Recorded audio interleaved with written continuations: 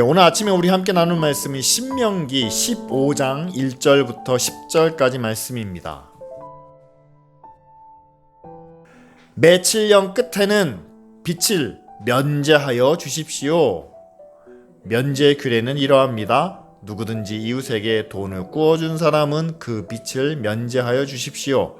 주님께서 면제를 선포하였기 때문에 이웃이나 동족에게 빛을 갚으라고 다그쳐서는 안 됩니다. 이방 사람에게 준 빛은 갚으라고 할 수 있으나 당신들의 동족에게 준 빛은 면제해 주어야 합니다. 당신들 가운데 가난한 사람이 없게 하십시오. 그러면 주 당신들의 하나님이 당신들에게 유산으로 주어 차지하게 하시는 땅에서 당신들이 참으로 복을 받을 것입니다.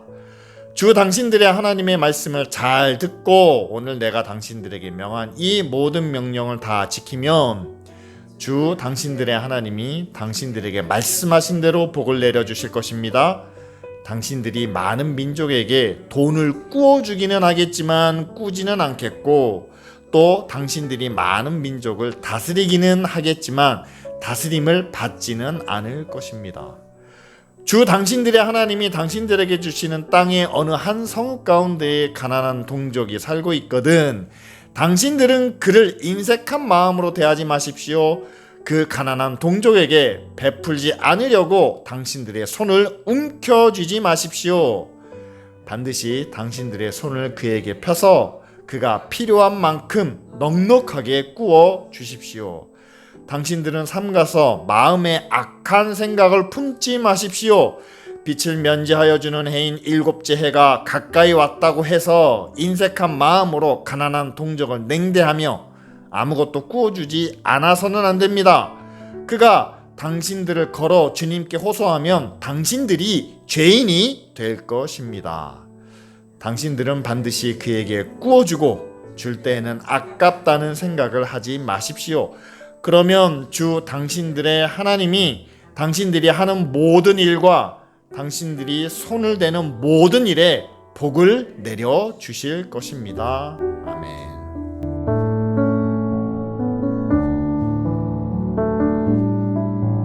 오늘 말씀의 결론은 사실 10절에 나오거든요. 누구에게 돈을 꾸어줄 때에 아깝다는 생각을 하지 마십시오.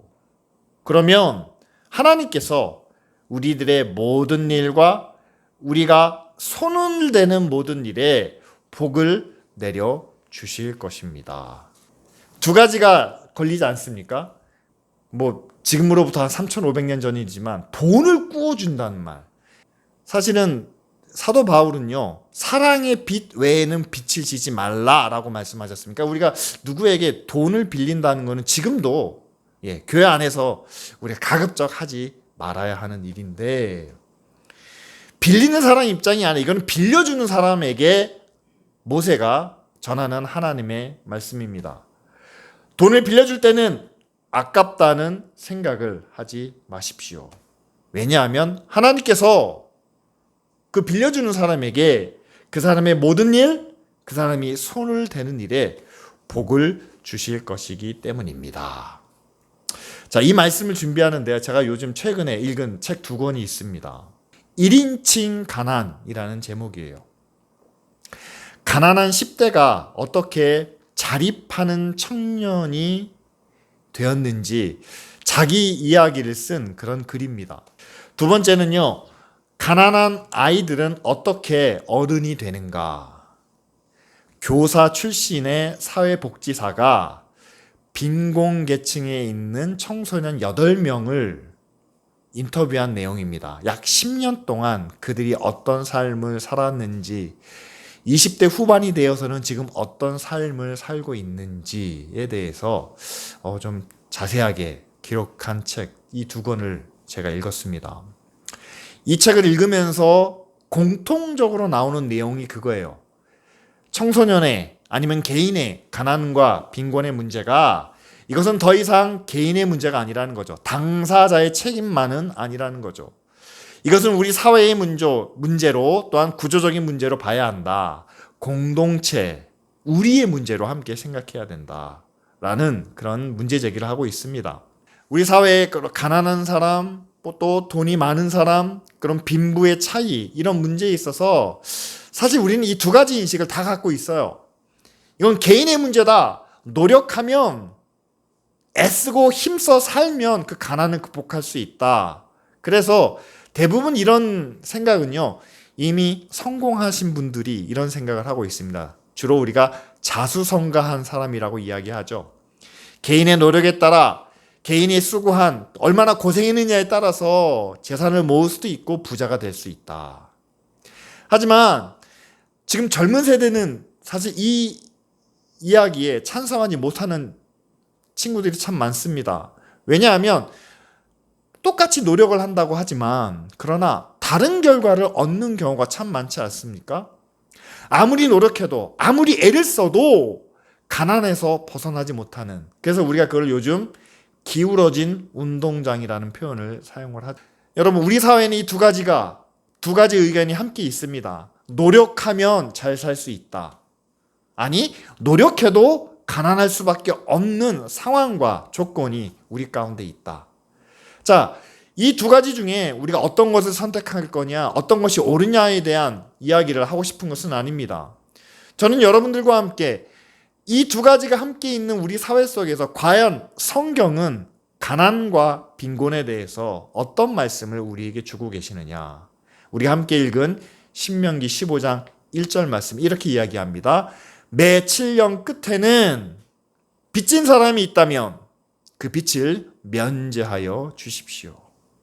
그럼 어떻게 면제를 해야 됩니까? 그 규례는 이렇습니다. 이웃에게 돈을 꾸어줬다면, 근데 그 빚을 면제해주는 그 해가 찾아왔다면 그냥 그 빚을 없는 것처럼 해주십시오. 왜요? 2절 말씀 중간에 주님께서 면제를 선포하셨기 때문입니다. 하나님이 빚을 면제해 주어라 라고 말씀하셨으니까 하나님의 백성은 빚을 면제해 주어야 됩니다. 여러분, 이것이 바로 히브리적인 사고죠. 하나님이 그렇게 말씀하셨으니까 우리는 그렇게 해야 합니다. 라는 관점으로 우리가 신명기를 봐야 됩니다. 다른 이유, 다른 근거를 찾지 않아요. 하지만 지금 우리는 그것만으로는 이 말씀을 따르기에 굉장히 어렵습니다. 왜냐하면 이미 우리는 히브리적인 사고보다는 헬라적인 이유와 근거를 찾는 그런 사고를 품고 있기 때문이죠. 그래서 이에 대한 왜 하나님이 이런 말씀을 하셨을까라는 근거를 우리가 찾아가는데 그것이 바로 제가 신학교에서 배운 그 신학이 그것을 설명해 주고 있습니다. 우리가 신명기 14장 2절 말씀을 우리가 함께 읽어야 봐야만 합니다. 너는 내 하나님의 여호와의 성민이다. 거룩한 백성이다.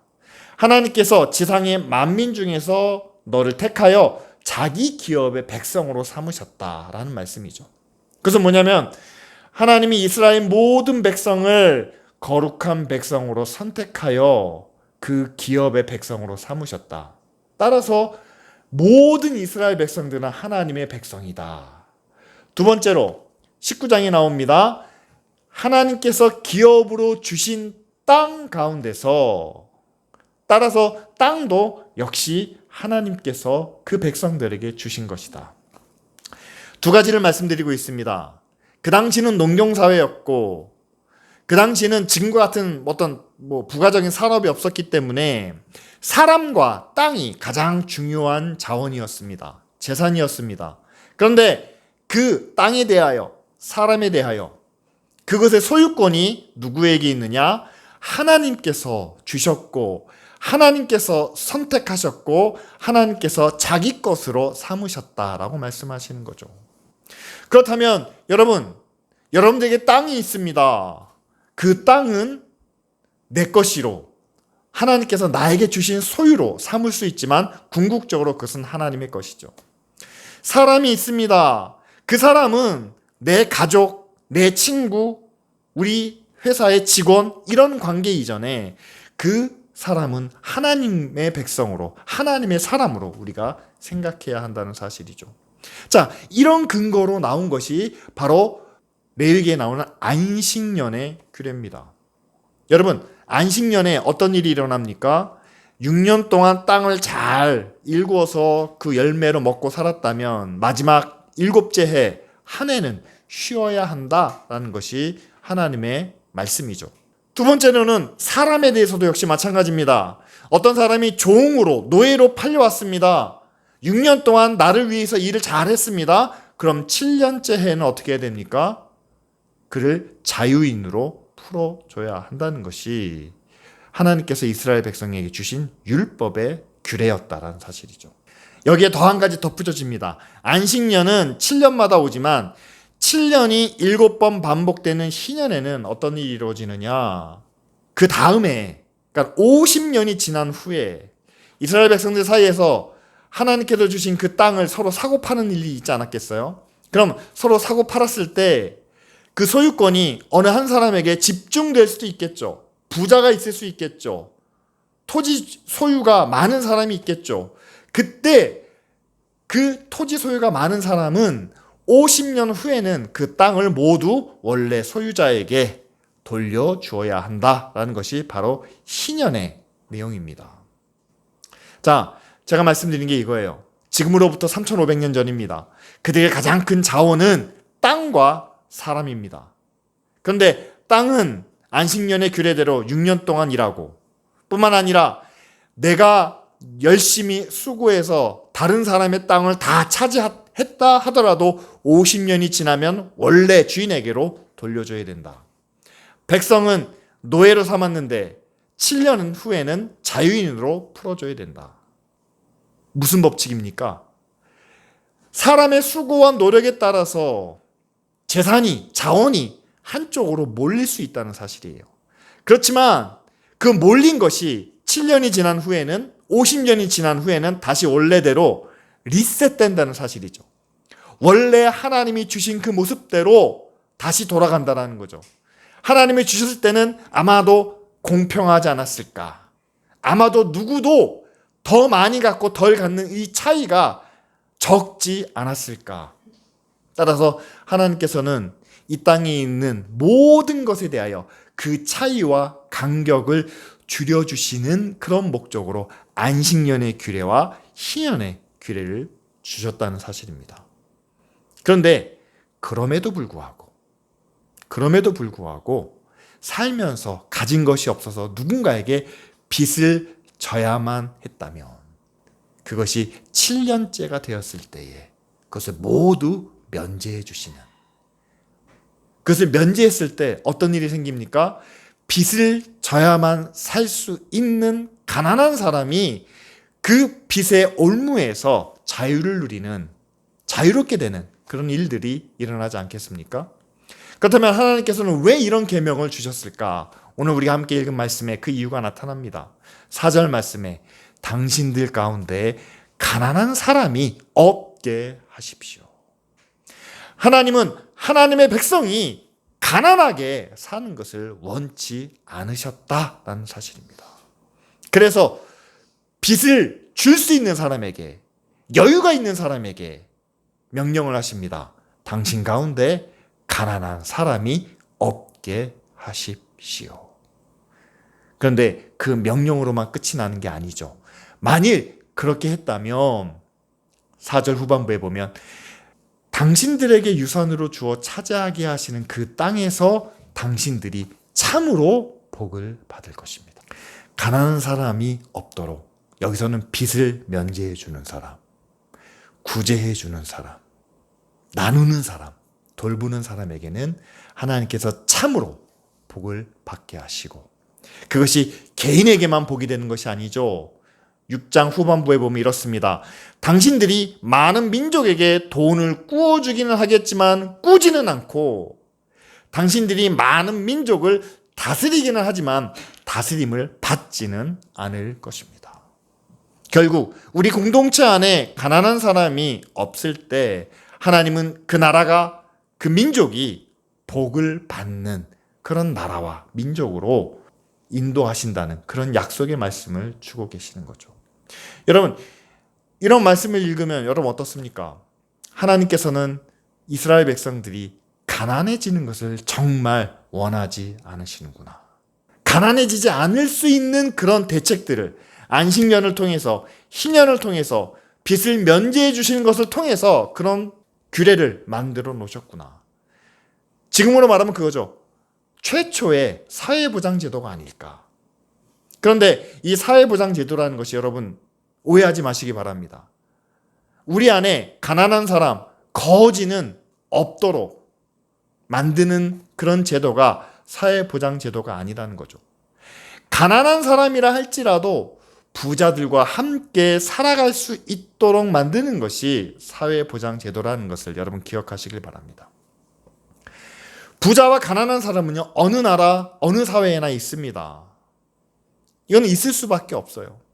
그러나 좋은 사회, 정말 하나님이 기뻐하시는 하나님의 나라는 거지가 없는 그런 나라가 아니라 아무리 거지라고 해도 그 사회에 부자인 사람, 정말 많은 것을 가진 사람과 함께 살 수 있는, 그로 인해서 불편은 하겠지만 고통은 당하지 않는, 좀 모자라긴 하겠지만 그것 때문에 죽는 게 낫겠다라는 하소연이 나오지 않는 그런 나라, 그런 사회를 하나님께서 만들어 가시도록 안식년도, 희년도, 또 빚을 면제해 주는 그런 규례도 우리에게 만들어 주셨다는 사실이죠. 근데 이 말씀을 듣다 보면 여러분, 돈을 빌려주는 사람의 이건 일방적으로 불리한 말씀이 아닌가요? 부자들이 누군가에게 계속 돈을 빌려달라고 찾아옵니다. 그런데 빚을 면제해 주는 해가 가까워요. 지금 빌려주면 이건 못 받을 가능성이 더 많습니다. 근데 오늘 말씀해 보니까 그런 상황에서도 인색하지 말라라고 말씀합니다. 그러면 돈을 빌려주는 입장에 있는 사람들에게는 일방적인 손해가 되겠죠. 그러면 가진 사람에 대한 이것은 역차별이라고 지금에서는 아마 그렇게 말할 수 있겠죠. 근데 저는 그것을 맞다라고 해석을 합니다. 이건 부자에게는 불리한 말씀이에요. 가진 사람에게는 역차별을 요구하시는 말씀이 맞습니다. 근데 여러분 한번 생각해 보십시오. 누가 빌려주는 사람이고 누가 빌리는 사람인가? 저는 편의상 우리 사회를 가운데를 뚝 잘라가지고 평균보다 더 많은 사람을 우리가 상위 계층이라고 얘기하고 평균보다 이하인 사람은 우리가 하위 계층으로 한번 나눠서 생각해 보기를 바랍니다. 편의상 그렇게 부르는 거예요. 누가 빌려주겠습니까? 평균보다 많은 사람이 빌려줄 가능성이 많죠. 누가 빌리겠습니까? 평균보다 이하인 사람이 빌릴 가능성이 훨씬 많겠죠. 그렇다면 여러분, 평균 이상인 사람이 빌려주는데 돌려받지 못할 가능성이 많습니다. 그 사람에게는 불리한 말씀이고 이거는 그 사람들에게는 손해를 요구하는 명령입니다. 그런데 누가 어떻게 평균 이상이 되었을까 한번 생각해 보시라는 거죠. 우리가 함께 부른 찬양 가운데 모든 것이 하나님의 은혜라고 이야기했습니다. 하나님의 변함없는 신실하신 은혜 가운데 있다라고 우리가 함께 고백했습니다. 저는 이스라엘 백성들의 사고를 다시 한번 우리가 돌이켜보기를 바랍니다. 그들이 갖고 있는 가장 큰 재산은 사람과 땅이었습니다. 사람과 땅 모두가 다 하나님께서 그들에게 주신 것이죠. 그럼 그들이 어떻게 부를 축적했을까요? 내가 노력해서, 내가 땀 흘려서, 내가 고생해서 쌓은 부. 하지만 하나님께서 주신 은혜가 아니라면 그것마저도 없지 않았을까요? 따라서 이스라엘 부자 가운데는 그런 마음이 있겠죠. 하나님께서 나에게 이만큼 은혜를 주셨구나. 주변에 가난한 사람들이 있을 때, 나보다 더 못한 사람이 있을 때 저들보다 나에게 하나님이 더 많은 은혜를 베푸시고 또한 채워주셨구나. 그렇다면 여러분, 부자에게 주신 명령은 어떻게 해석할 수 있냐고요? 더 많이 은혜 받은, 더 많은 것을 하나님께로부터 받은 사람에게 하나님은 더 많은 책임을, 더 많은 사명을 맡겨주신다는 사실이죠. 오늘 말씀에는요, 돈을 빌리는 사람에게 대해서는 아무런 언급이 없습니다. 여러분 그렇게 생각하실 거예요. 돈을 빌리는 사람은 이게 웬 횡재냐. 자, 내년이 7년째면은요, 올해 어떻게 해서든 사람들을 찾아가서 돈을 빌리면 내년에 다 탕감은 되니까, 자, 그렇게 우리가 잔머리를 쓰자. 그런 얘기가 성경에는 나오지 않습니다. 여러분, 그 당시 가난한 사람들은요, 어떻게 가난해졌느냐? 아마도 자연재해 때문이거나 전쟁 때문이거나 임금이나 귀족들이나 권력자들에게 빼앗긴 경우가 많았을 겁니다.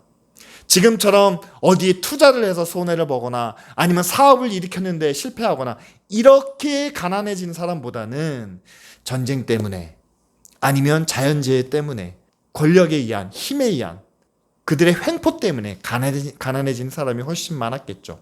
따라서 그런 사람들에게 먹고 살 것을 채워줄 수 있는 그런 부와 그런 양식을 함께 나누라는 명령이기 때문에 여러분, 가난한 사람이 이걸 통해서 한몫 잡겠다라는 내용은 여기에 해당되지 않는다는 사실이죠. 따라서 예수님께서도 이 말씀과 유사한 그런 명령을 주고 계십니다. 누가복음 12장에 보면 청지기의 비유가 나와요. 근데 그 청지기의 비유 가운데 하나님께서는 많이 받은 자에게 많은 것을 원하신다라는 구절이 나오고 있습니다. 우리가 다른 사람들보다 더 받은 것이 있다면, 우리가 남들보다 더 많은 것을 가지고 있다면 하나님은 우리에게 더 많은 책임을, 또한 더 많은 사명을 우리에게 말씀하시고 또한 감당하게 하신다는 사실이죠. 따라서 오늘 부자들에게 탕감해주는, 면제해주는 이 명령이 그들에게는 조금의 손해가, 문제가 될 수 있겠지만, 그러나 그것을 통해서 하나님은 그 사회를 또한 그 공동체를 구원하시는 그런 역할로 사용하신다고 우리는 함께 생각해 볼 수 있습니다. 부자가 가난한 사람들에게 빚을 돌려받지 못하는 것 때문에 그런 가난한 이웃들이 그것을 통해서 살아갈 수 있는 길을 찾았다면 여러분, 그것이 단순히 부자에게는 손해라고만 우리가 생각할 수 있을까요? 그렇지 않다라는 거죠.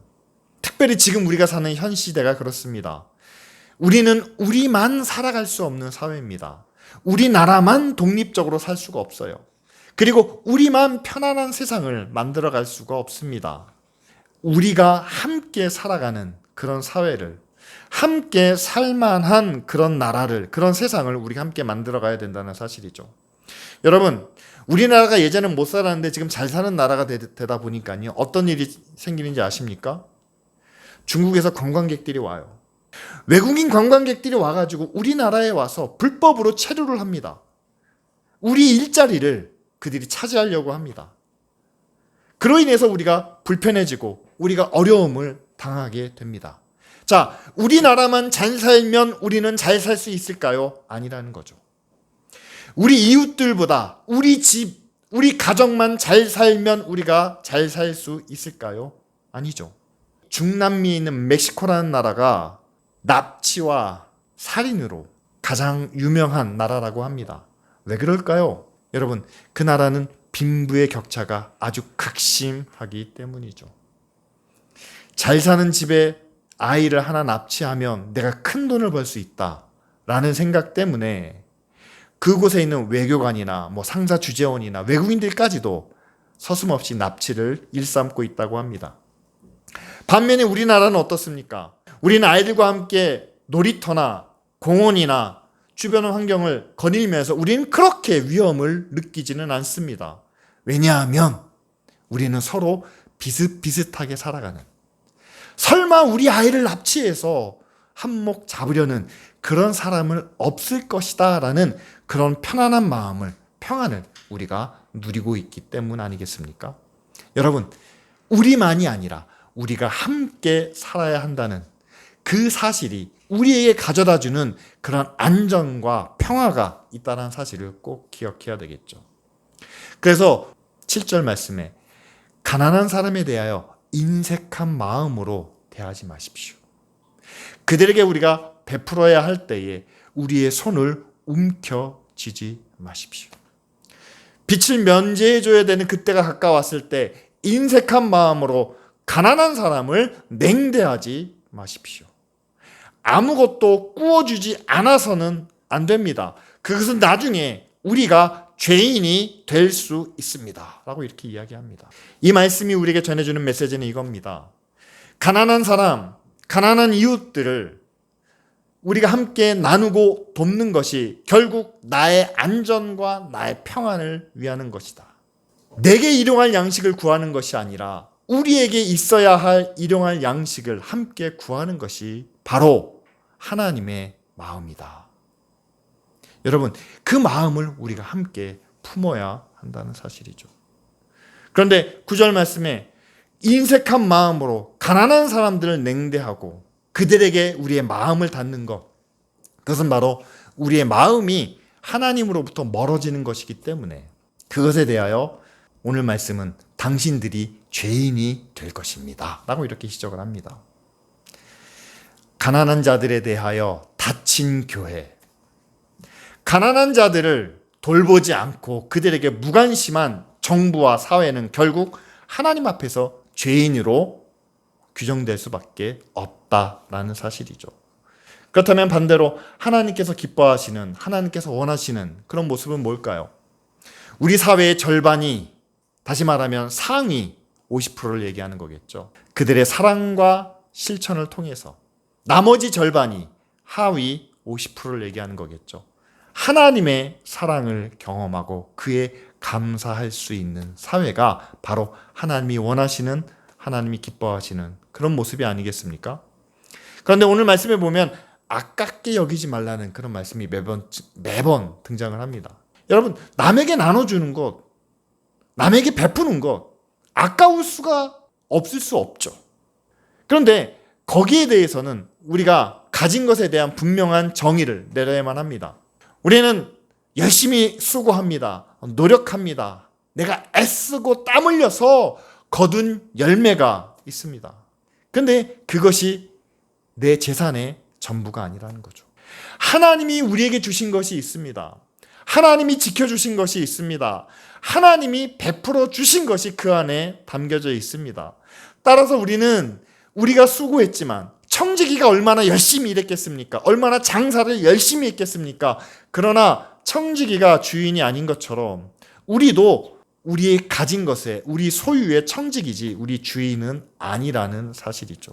여러분, 우리가 주인이라면요, 아깝다는 생각을 할 수밖에 없습니다. 내 건데 아깝지 않겠습니까? 그러나 내가 하나님께로부터 맡은 청직이라면 그것은 하나님의 것이기 때문에 하나님께 다시 돌려드린다는 마음으로 감당할 수 있겠죠. 그렇다면 하나님께서 이렇게 약속을 주십니다. 10절 후반부에 보면은요, 하나님이 당신들이 하는 모든 일과 당신들이 손을 대는 모든 일에 복을 내려 주실 것입니다. 아깝지 않게 나누고 섬기고 베푸는 사람에게 하나님이 복을 내려 주실 것입니다. 미래형이죠. 근데 저는 이것이 미래형만 있는 것이 아니라 현재형도 있고 과거형도 있다고 믿습니다. 이미 교회가 50년 전에, 60년 전에 아깝지 않게 이웃에게 나누고 베풀었던 것이 있습니다. 물론 외국의 원조를 받은 거겠죠. 누군가에게 자선사업으로 받은 거겠죠. 그것을 가지고 교회가 이웃들을 향하여, 어려운 사람들을 향하여 아끼지 않고 나누었던 과거가 있었습니다. 그로 인해서 하나님께서 교회가 하는 모든 일과 교회가 손을 대는 모든 일에 복을 내려 주시지 않았습니까? 그게 과거죠. 지금도 그렇습니다. 기쁜 우리 교회가 탄자니아를 위해서, 광주 다문화 학교를 위해서, 여러분들은 어떻게 생각하는지 모르겠어요. 근데 저는 정말 노력하고 있습니다. 아깝지 않다는 마음으로 도우려고 합니다. 나누려고 합니다. 섬기려고 합니다. 그렇다면 하나님께서 기쁜 우리 교회가 하는 모든 일과 우리가 손을 대는 그것에 하나님께서 복을 주시고 있겠죠. 여러분, 이것을 믿는 것이 우리의 믿음이 되어야 하겠죠. 그리고 앞으로도 아깝지 않다는 생각을 가지고 우리가 함께 나누고 베풀 때 하나님은 저와 여러분들에게 복을 내려 주실 줄 믿습니다. 근데 우리의 현실은 좀 달라요. 우리는 치열하게 경쟁을 하며 살고 있습니다. 치열할수록 내 것, 나에 대한 것을 소유를 강하게 주장할 수밖에 없죠. 일부에서는 그렇게 이야기합니다. 이긴 사람이 다 차지하는 거야. 강한 사람이 약한 사람을 적당히 부려먹어도 되고 그런 것을 당연하게 여깁니다. 저는 가장 나쁜 것은 이거라고 봐요. 교회를 향한 하나님의 축복, 하나님이 우리에게 주신 축복, 이것마저도 내 거라고 주장하는 그런 교회와 또한 그런 성도들이 있다는 거죠.